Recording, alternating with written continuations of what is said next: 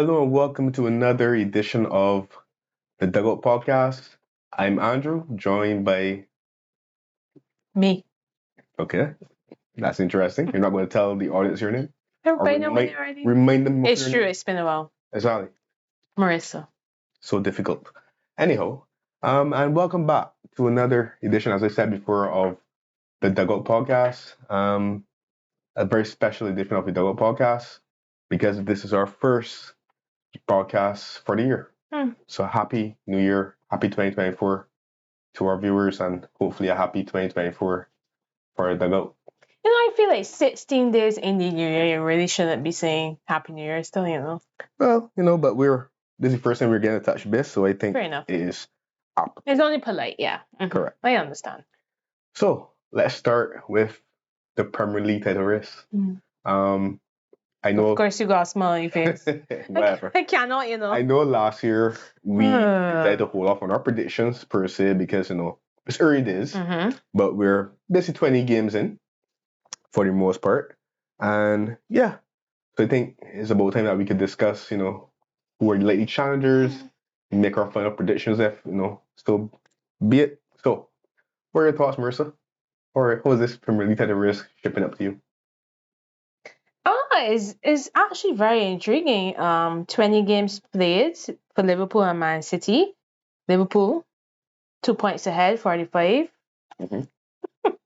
It's getting me so sick. Man City, 43. Aston Villa has played one game more, but still on 43, along with Man City, and Arsenal on 40 in 20th. And I should mention Spurs in 5th, 21 games, 40 points as well. Okay. I don't think Spurs ain't title race, but had to mention it out of politeness. Mathematically, yes. Not saying that I agree with you. I said the men are not in it. I don't think they have what it takes to win this season, but they're thereabouts. Because for example, if you're not going to say that Spurs are in the title race, then we shouldn't include Villa either. Because I don't think that Villa realistically is a challenger either. I think that Villa will fall back a bit. Fair. As the games heat up. Fair. Come thick and fast. So let's go through. Well, just want to touch on 3 teams.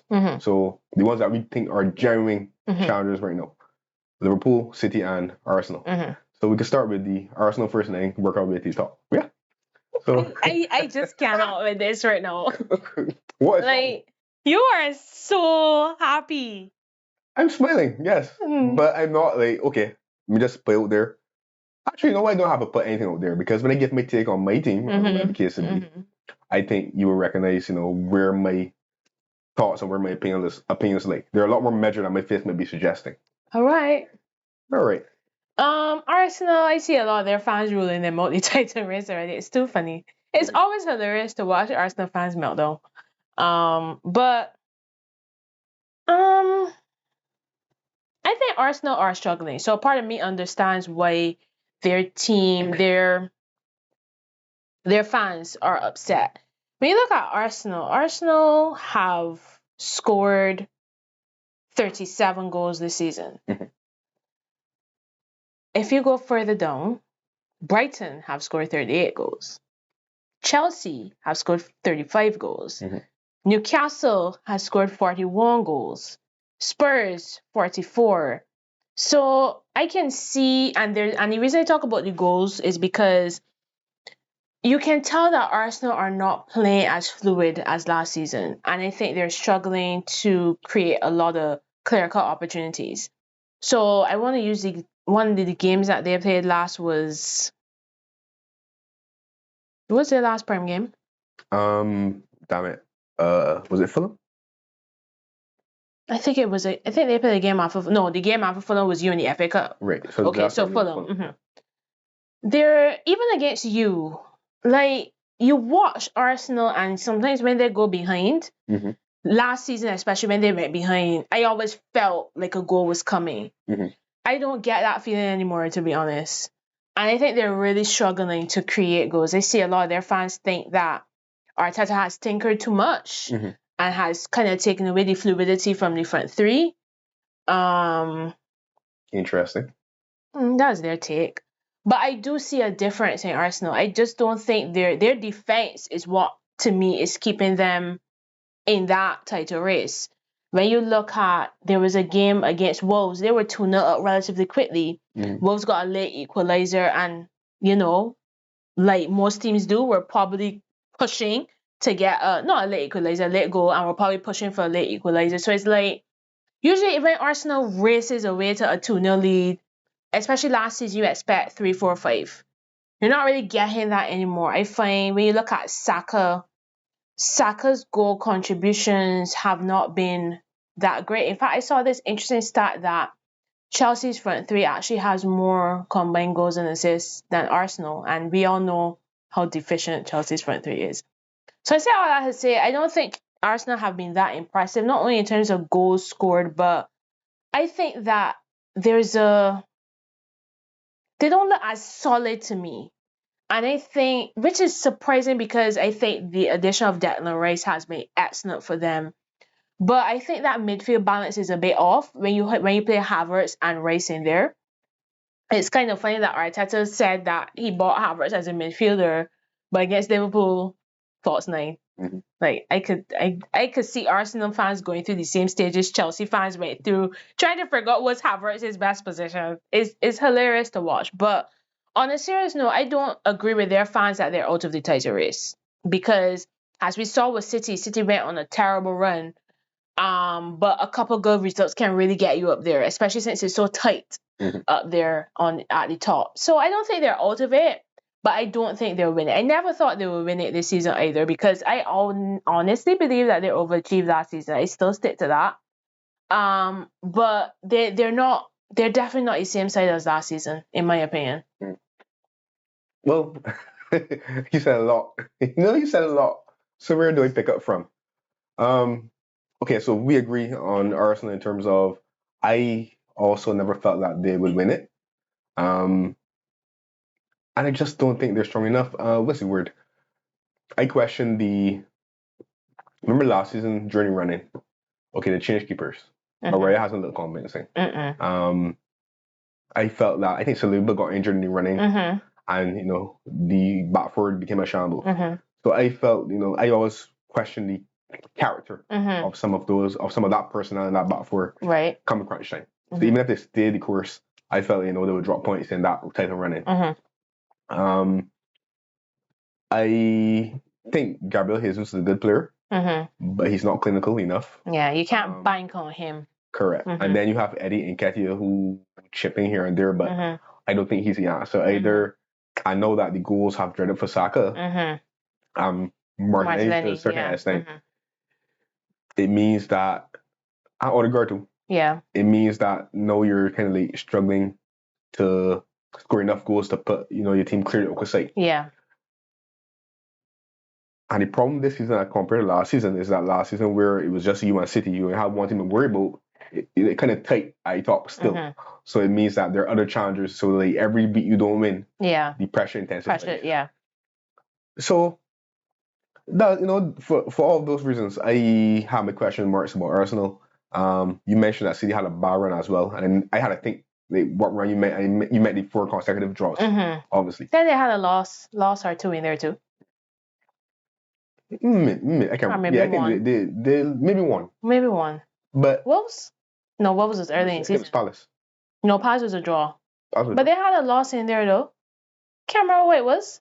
Okay, but I don't want to get off topic in terms of Arsenal. But I think the biggest issue for me with Arsenal is that I know people want to talk about Havertz. I just think that when it comes to personnel, some of the changes that Arteta mates rather are questionable. I think Trossard should get more games. I think he's a very good player. You're not utilizing him enough. I don't have any qualms with what's the word? They bought Havertz allegedly as a midfielder. I wasn't sure if it was a purchase a midfielder or forward, so thank you for clarifying. But I don't really have any qualms with buy him as a midfielder. I just felt as though you needed to buy another striker to add another goal threat. And obviously it doesn't look as if that's doable in January. So then how do I manage? The back four are starting to leak goals again. You gotta get back to keeping clean sheets. and then build from there. Because I do think that, okay, even if Arsenal not scoring as heavy as City and Liverpool, I still think as though Arsenal carries an attack that should be potent enough to get you 1 or 2 goals in each game. That could win a game for you. So once you keep a clean sheet, you can still keep yourself thereabouts. Right? But the thing is, the thing with Arsenal fan base is that you're always going to get an overreaction. Considering the fact, no, seriously. It's true. That's why I laugh, because it's true. Considering the fact that they want it so badly that every bad result, because of what happened last year where they were so far ahead and then they got clawed back and then they lost it so dramatically, every bad result is going to result in a, meltdown, a calamity, a freak out, right? So I think Arsenal just they had a little winter break. I was kind enough to eliminate them from the FA Cup so they could get that extra week rest. How generous of you. Exactly. Looking out for my fellow man. Cannot. All Arsenal need to do is, go back to the drawing board, regroup, see if we get any players that were on the injury list back to full fitness. You have Palace as your next game. I mean that. Next game is the most important. But Arsenal, well, I shouldn't say Arsenal as the team, I mean the fan base, the ones that we hear about, or that we listen to on social media or what's not. They're always looking 10 games ahead. How can you be over to the race in January and there's still 18 games to play? That's a lot of points. And only 5 points off the top. Exactly. That's a lot of points to still accumulate. So there's still a long way to go where Arsenal is concerned. But they're very much in it. Yeah. City's our next team. And I'll start with them. Because I was disappointed that City managed to come back and beat Newcastle. I had a vested interest in that game, man. Vested interest. But I'm not surprised, De Bruyne. I've always praised the fact that he's an expert at finding space, and that equalizing goal.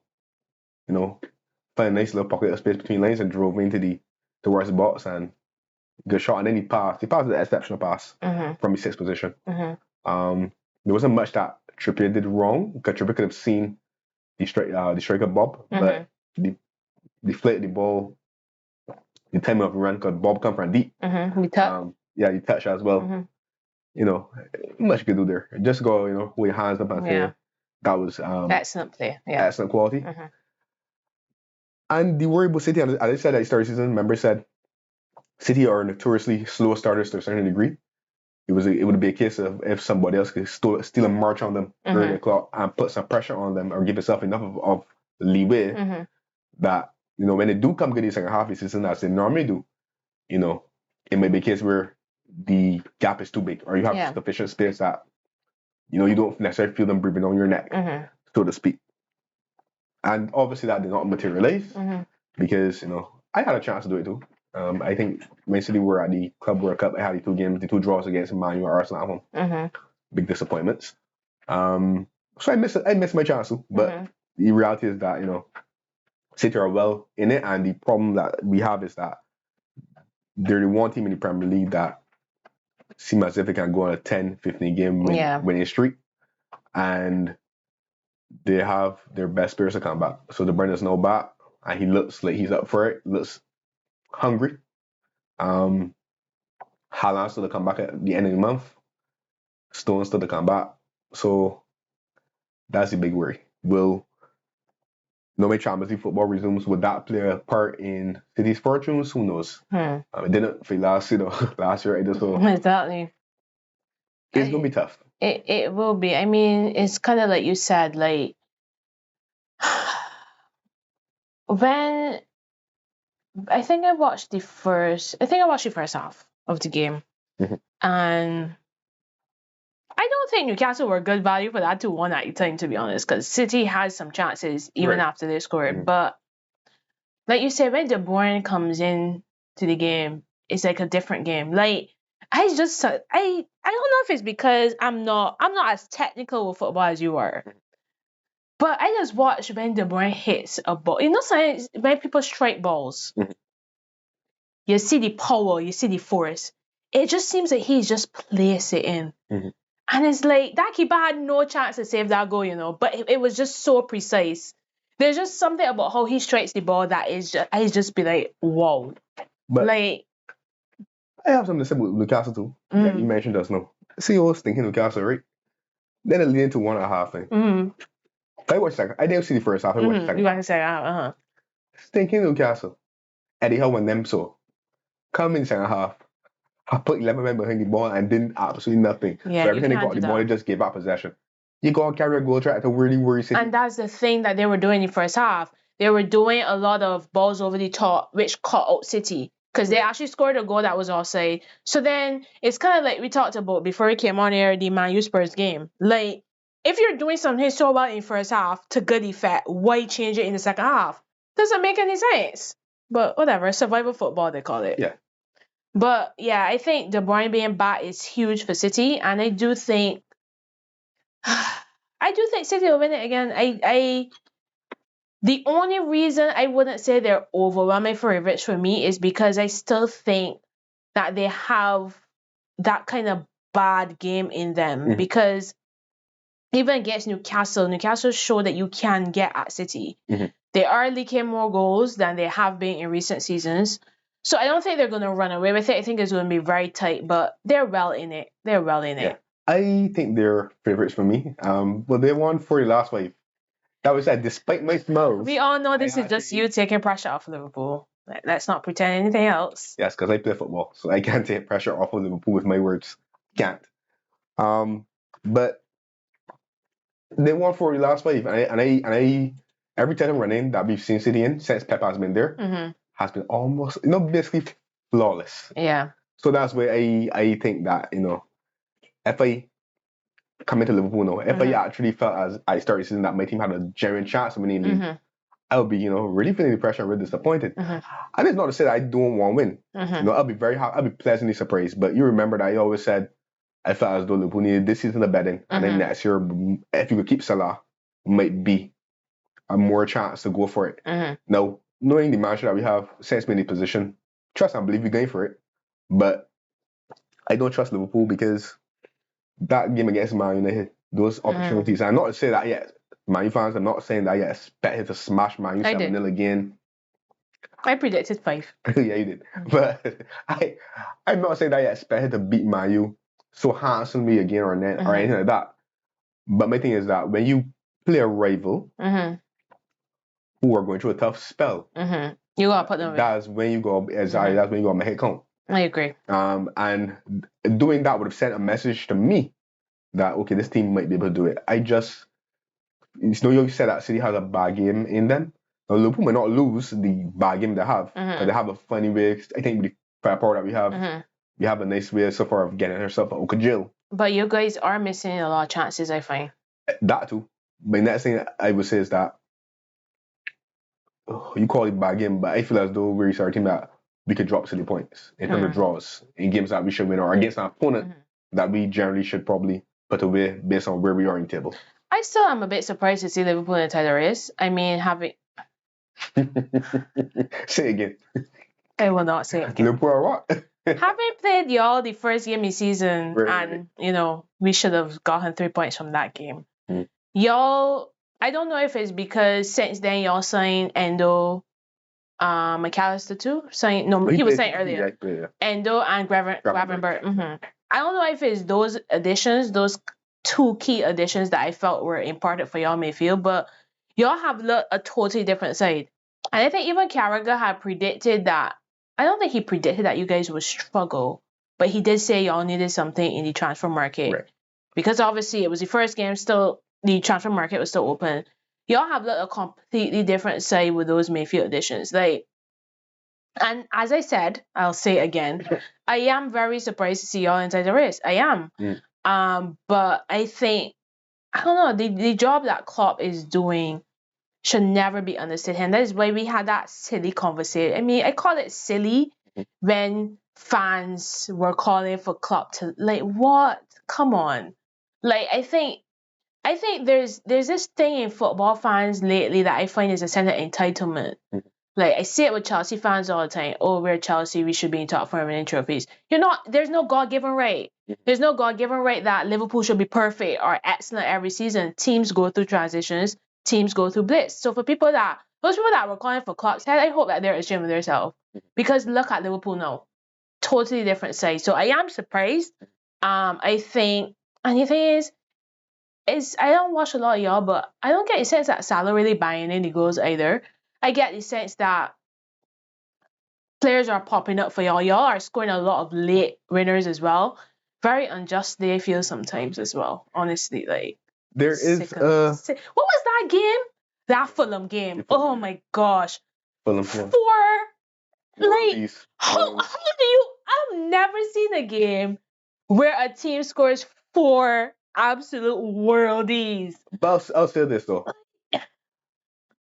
Coaching matters, and I'll mention coaching a bit when we come in our next segment. Mm-hmm. Coaching does matter because I'm surprised because I didn't think the squad was ready. Yeah. Because it's the new players and kind of a new, some respects a new team.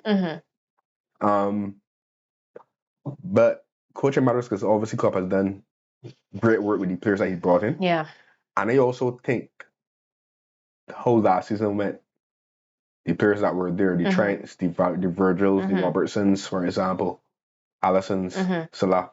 I think last year would have hurt. And they came back more motivated this year. They came back with some of the proof. Yeah. Especially in Trent. Because with Trent. It's true. Kanate as well. You see that as a squad, they came back with a determination to put things right. So I think that's basically what you're seeing. Yeah, because y'all are winning games to me that y'all have no right winning. And because it's crazy. When you have that mindset of having someone improve, there's a certain silent resilience that builds. Yes, and I can see that in Liverpool. Yeah. I can definitely see that in Liverpool. Because even when we're playing bad, we stay in games. Yeah. And then, not the some complacent, and I don't think it's complacency, but with the Gapos, the Diaz, the Salah, the Nunez, even the main chances that he might miss, the Jotas, for example. If you get a chance, you got players that Frank can play with. Yeah. So I think it's really going to be interesting. I think y'all are going to be right there to the end as well. So yeah, if I had to make a prediction, I would say City to win by the barest of margins. Right. Then Liverpool, and maybe Arsenal third. Yeah, I agree. Yeah. Lost that. Yeah. Right. So here comes your favorite segments. The only team you love talking about more than Liverpool is Manchester United. Actually, I don't. You absolutely do. I don't. All right, whatever you say. I don't. So they're having a takeover of sorts. Sir Jim Ratcliffe is buying a 25% stake in the club where he'll take over the footballing matters. Nothing much has changed on the pitch since this news. Man United are still not great. So what we want to discuss now, or what do we think INEOS needs to do to really transform this club and get it back to where Man United fans think Man United should be, which is at the top, challenging for titles and everything. I have my thoughts, but I'll let you go first. Sure. Let you go first on your second favorite team. I'm just kidding. So the first thing that INEOS has to do, and they have no choice but to do it, because they're now coming. I don't think it's gone through completely yet. I think early February this year. Formalities to go through, which means that it's going to force them to basically assess. Yeah. Assess the end of the season. See, what the squad is like. See what the manager thinks, have a word with him or what's not. Get idea of the landscape. Basically what INEOS has to do is do their homework. You figure out what is the playing style we want to implement. I'm sure with, you get your footballing, if you have any, and they should football people in the door as well, can give you some advice, hopefully. And you try to figure out the playing style that you would like to implement. And then, identify that manager that you think you can implement that playing style. Whether or not that is Ten Hag, that will be up for them to decide. And that's basically where you go. And then you back the manager in transfer window. Now, when I say back the manager in transfer window, I don't mean go and spend a bucket load of money one time. But especially on whoever he asks for. Right. But the problem that Man U has, it's not the case that you don't give him who he asks for, unless there's a big disagreement in terms of the quality of the player and what the player might do or how they might fit into your team. I think if a manager has a first choice player, you can get him, you go for him. Fair. But the problem that I have with Ten Hag, his tenure at Man U, well, this is the problem Man U has. Play in a nutshell, I'm very brief. Man U has switched manager, a lot of managers in recent times. And with each manager, you almost have a different philosophy.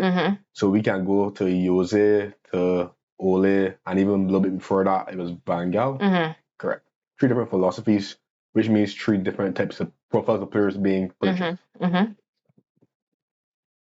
So that's where your squad, as a chemistry wise, has to look so imbalanced. The thing though, that I find with Man U, or my problem with Ten Hag now, specifically on him, he's had 4 windows. Took over last summer, right? So summer, January, summer, just January transfer window before. Yeah. He made a comment somewhere he started season when Man U had that poor start, saying that he's still a football that he played at Ajax, he can't play at Man United. Well, genius. But seriously, genius. What you should have done was that you can only play football provided the players that you have. But you might have a style that you want to play. It doesn't mean it has to be overnight transition. Everything takes time. What you do is that even if you, in that first season, just try to get results, all that time you should be assessing. If I have a group of 25, who in this 25 can, implement what I want them to do.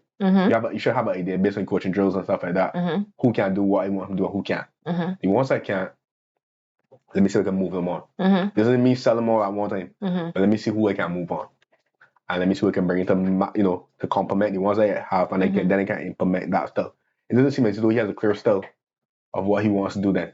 Yeah. Because you can't play Ajax football. No boy, I'm not asking you to play Ajax football.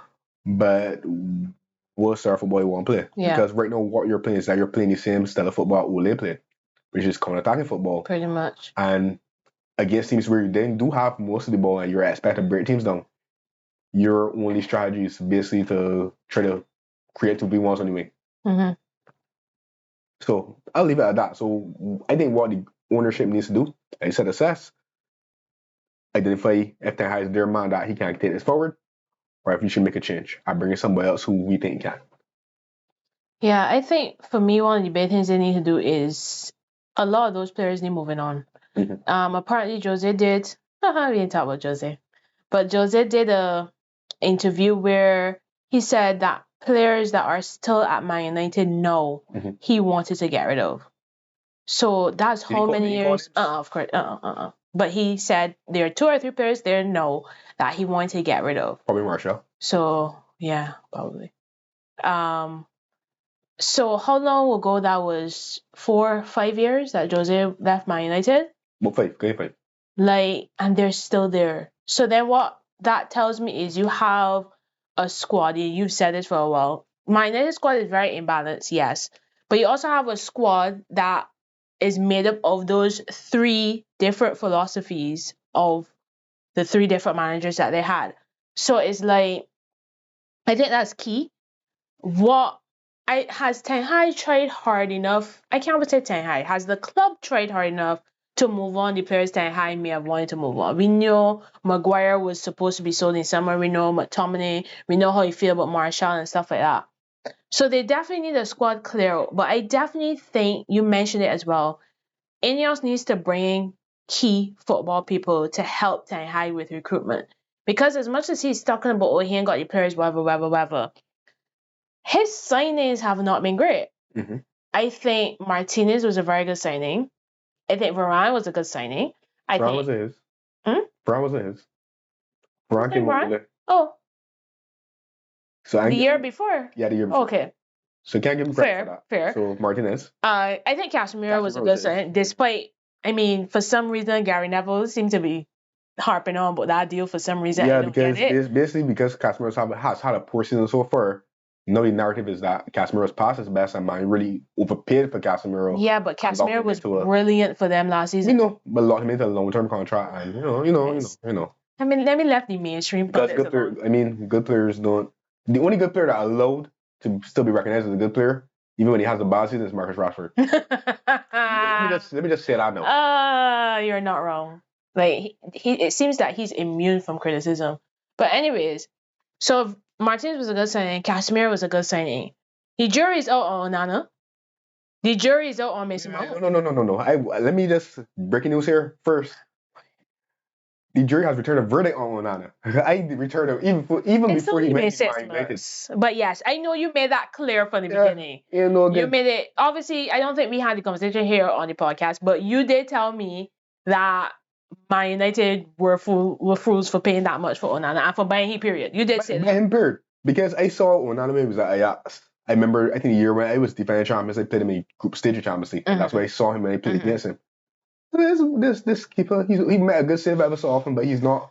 Doesn't play with confidence, right? He doesn't always seem secure. Now every goalkeeper make mistakes. Yeah. But it was just never confidence. Yeah, I get you. So the jury's out on him. The jury's definitely out on Mason Mount, who spent more time on the injury table than on the pitch for Man United. Right. Who else did he sign? I think Højlund will be a good signing. I think so too. For sure. Who did he sign? Anthony. Jury definitely out on that. Definitely. Malacia, like, does he even play? I know, but he seems to always be injured. But when he played last season, he got an injury. He never seemed to fully recover. But when he played last season, he was a nice little prospect. So it seems to me that he's always going for players that he knows. Or that he's worked with. Yeah. Onana was at Ajax. He was a fan of Mason Mount when Mason Mount was playing in the Dutch league. Højlund was in the Italian league, so I don't think he was really that familiar with him. But Anthony, Ajax. Martinez, Ajax. So, and I think he's linked with another Dutch striker now, Dutch. So I just think he needs help. He needs help in terms of recruitment, because that's what I was alluding to. I believe that if a manager has a top target, you back the manager and you get it. But I still think he needs assistance, because to me, when more serious signings are more missed than hit, that says a lot about you. And I think, like you said earlier in the segment about Liverpool, coaching matters. And I don't think he's doing a very good job right now with these players either.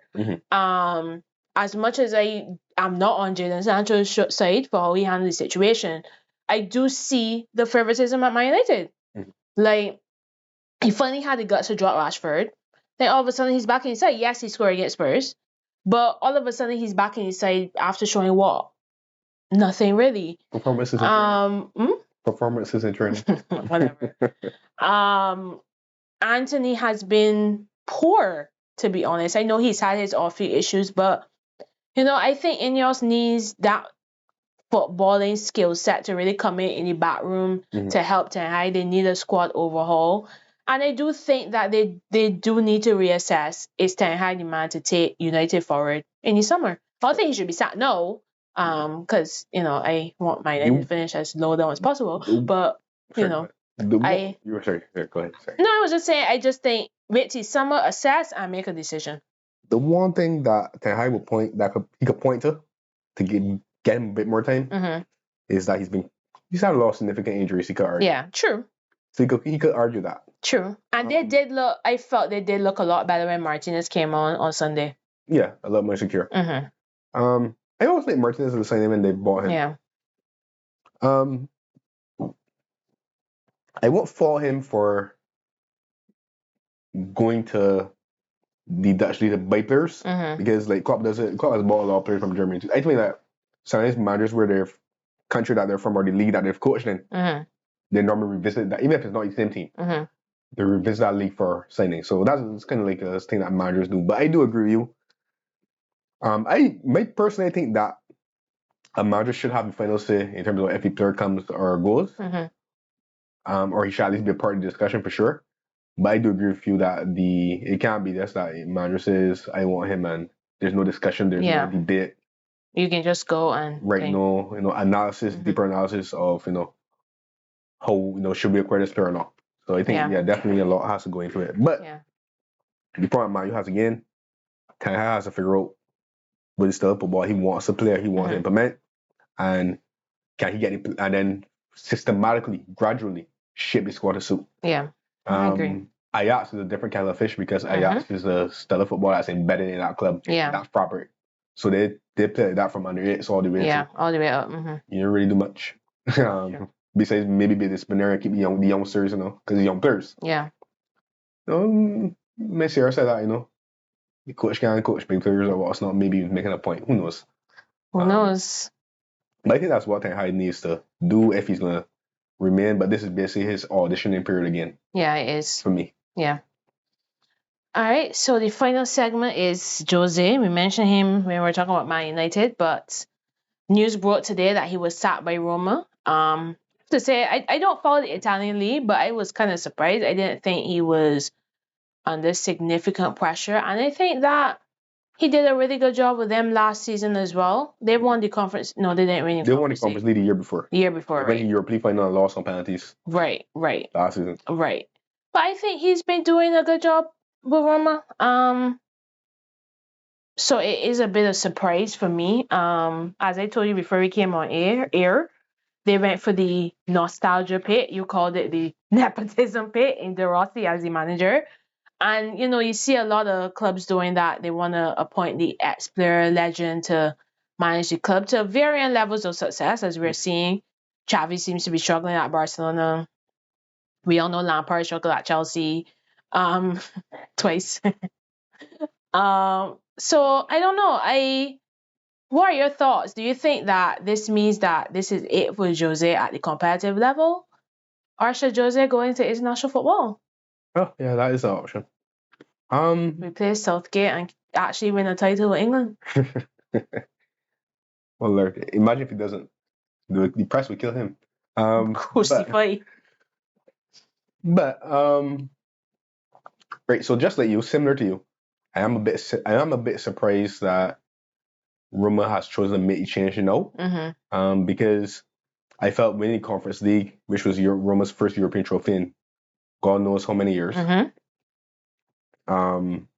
In his first season, getting another European final last season, and only losing on penalties. Mm-hmm. And I remember watching the game, but it was so long ago, and because we don't really follow Italian clubs every week, I forget what the incident was that he was upset about. But there was something in that game where he was upset about the referee. I think, from what I remember, I think there was a penalty that they didn't get, and then there was a penalty that the other team get too. Right, and I think he had a case. Who they played? I think so too. Who they played? Sevilla final. Sevilla. Oh, okay. And Taylor was a referee. Okay, yeah. And there was an audio of him, calling Anthony Taylor. Yeah. A disgrace after the game. That made it, got it, formed its way to the airwaves. Yeah. This season, the results have been a bit patchy. Yeah, definitely. From one But what I'm surprised is that they're still in the Europa League. I think their playoff is against Feyenoord. They're only 5 points. They're only 5 points away from the top four. Even though they're ninth, they're only 5 points away from the top four. I think it's only his first season that they really spent a big chunk of money though. So could it be a case that the team needs further improvement? It probably does. Probably. But because they're kind of like restricted a bit financially. He has to work with who he has to work with. But yeah, I think it's a surprise. Coming to your question, I didn't forget. Is he done as an elite coach? No, I don't think so. I think with Jose, because Jose has coached Porto, then from Porto to Chelsea, then to Inter, then to Real, then back to Chelsea, then Man U, then Tottenham, now Roma, right?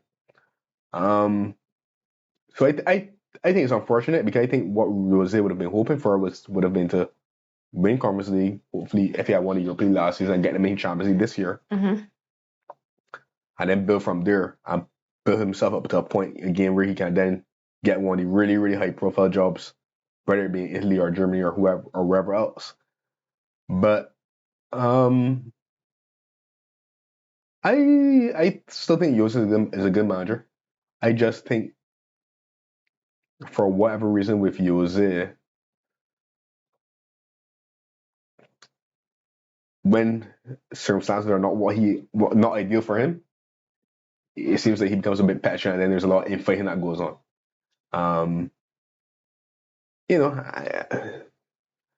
But I do think that there will still be appealing jobs to come. All right. So on that topic, let me ask you a very direct question. Right. So I don't want you to think. I want you to just answer. Okay. Answer what we're thinking. All right.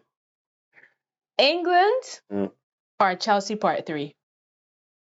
Which one you think you should get, or which one you think you think is gonna happen? Well, not it's going to happen. It's more likely to happen. And then which one you think he should do? You were supposed to be thinking? Yeah, that was a very close one. Chelsea Partridge or England. I would say Chelsea Partridge. It's more likely to happen. And which one you think he should do? Chelsea Partridge. And not England? Yeah. Why? I'll tell you why. I don't think Jose strikes me as a character that he's not going to transition into international football if he still feels as if he has something left to finish in club football. I don't think he'll be happy in England job, which would then create a moodiness and a fighting, as I mentioned before. Fair. I think Jose still feels as if he has something to prove in English football, club football generally. I still think Jose has aspirations of winning Champions League again, and winning league titles again at an elite club in terms of name and prestige. So I think Jose's next opportunity will probably at a similar level. Don't be surprised if he ends up at Newcastle. But that is so true, actually. That is so true. I cannot believe I didn't even put that as an option. Don't be surprised. But I honestly think what Jose would like to happen would be to defy the odds, like similar with Porto, at a lesser fantasy club, and then maybe get another chance at one of the big boys. I could actually see him doing well at Newcastle, though. Before he transitioned back into international football. And again, with England, I'm not sure he would take the England job. Okay, I think if there's going to be an international job that he takes, it might be Portugal. I think so, too. More so than England. I don't know. I see a lot of Chelsea fans debating Chelsea Part 3. I don't know how I feel about it. Jose's second spell was not nice. Didn't end well at all. And I don't want another sour end. You know, I still have a lot of respect for him. I think he's definitely, if not the greatest, one of the greatest managers we've had. He's the greatest manager we've had. Okay, yeah.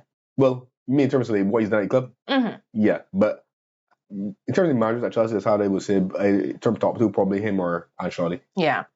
Ancelotti will always, even though Ancelotti was just there a year, Ancelotti will always hold a special, right, two.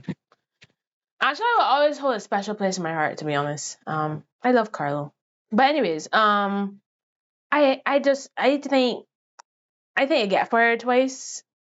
I won't go back. I know it was different ownership, but the model that Chelsea is going with now with these younger players, lesser wages, less big egos and personalities, will that suit Jose? I don't know. Jose, like when you go and spend money on players that could hit the ground running, that doesn't seem to be what we want to do. And I don't want to see it end badly again, so I wouldn't do it, to be honest. And I still, like I said to you before we came on air, I'm still invested in being patient with Pochettino, and yeah. Fair enough. I don't remember if I updated the leaderboard recently, but you still want to do predictions? Sure. Before we do predictions, though, before we touch on that, just to echo what you said, or to piggyback off of what you said, in terms of Jose going back to Chelsea or not, I think well, his style of management, people often say it's outdated and stuff like that. There's more than one way to skin a cat. There's nothing wrong with the way Jose plays, his style of football, for example. And I have seen Jose Mourinho manage teams that have been quite attacking and entertaining. So that notion that he can't coach an attacking side is wrong. It's flawed. But how I look at it is that you are at Porto, a team from Portugal that, Portugal has some Champions League winners, but, it's been few and far between since money came into football on a massive scale. You won there, then you went to, where you go? Chelsea. Chelsea hadn't won a league for 55 years. So when you come with a pedigree of winning, you can get these players that haven't won yet to buy what you want them to. And I think Jose's style of management, from what I've seen with interviews with former players, for example, was the type of management where if he's not happy with the performance, even if he won the game, his style of management is kind of like confrontational. Like at school, you have a teacher where, not in a bad sense, but have a teacher where they get some teachers can get the best of you by being critical of you. Yeah. Openly so in front of people. Mm-hmm. And I feel as though maybe this new generation of players don't seem to take too kindly to that. They don't. For whatever reason. But I feel as though that kind of management, telling Drogba, you ain't good, or telling Lampard something along Oakley way, seem to have motivated those players and galvanized them. Whereas with these recent set of squads that he's had at Man U and Chelsea, for example, his second time, it seemed to go the other way. Mm-hmm. So why that is, who knows? But yeah. I actually raised they're just 2 predictions. Yes, because staggered international break. Yeah. Terminator break, sorry.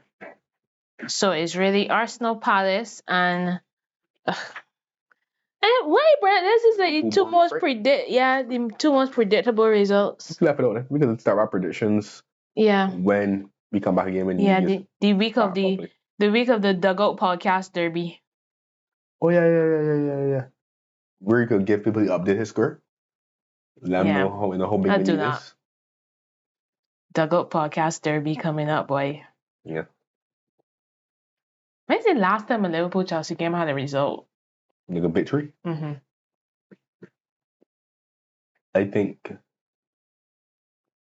the year I was going to title when they came second to City. Oh, 10 years ago? Or maybe the year when they won the championship. Well, when I was defending champions, when they won to the at Stamford Bridge.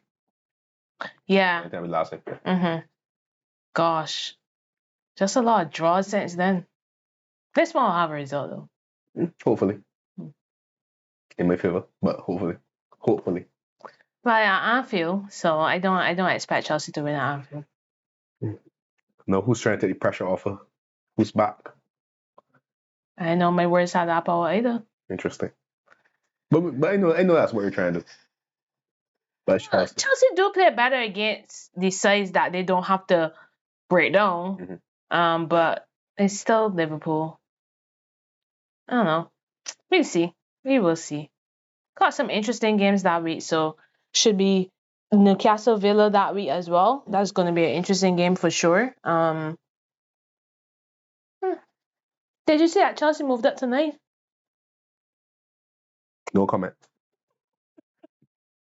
As I told a Chelsea fan that phoned me last week after a result. No, it was Saturday when you all beat Fulham, right?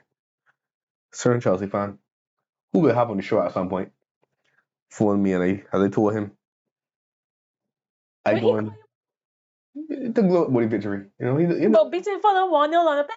Don't worry about that. But okay. It's so far few between. I cannot. It's true. 3 points is 3 points at this stage. A win is a win. So as I told him though, as I said to him, I don't mind people business. So I look for my team, man. I right now I support top. I can't sit down tonight. So I didn't know you all were there. Right. Just saying. I'm gone. Just saying. I'm a Chelsea fan. So got certain Chelsea fans that want to be in everybody business. That way they can't get their own affairs in order. I'm just happy that I'm not in 10th anymore for no. No problem. That Man U draw against Spurs hurt my heart because at least I would have been a place above. I would have been in 8th, but that's okay. 9th is good. Hopefully next week will be 8th and keep a steady progression. I hope it's lost this season, to be honest. I mean, look at the table. We are 3 points behind 6. That's not bad. Go on a low run. You can still get European football. Man, looking at me like... Because Chelsea was not on our agenda. But, somehow it has... Somehow it just eased on there. Do you think we're going to get European football? We can talk about that next week, But do you think you'll get European football in Conference League? Or you mean Europa? I don't. Champions League is okay, the question, but... Out of the question. I think so. But Europa League... Give me a week to think about that. We can revisit that topic next week. Anyways, so yes, this has been another great episode. It's been nice talking to you about football again. Yeah. We have some interesting things in store content-wise. So next week we're going to be doing something different, which you can stay tuned for. But in the meantime, of course, stay tuned to our socials, the Dugout _ podcast. Spirit Light Studios. Let me help her. Don't worry. We want to thank our sponsors at Whole Health Pharmacy. And you can follow me at Drew91. Sorry, Drew_9106. And I thought you was helping. Oh, sorry. I haven't said it so long, right? Exactly. Exactly. Marissa Simone 91. Yeah. Yeah. So, please like, subscribe, and share. And we'll see you again in the near future. Yes.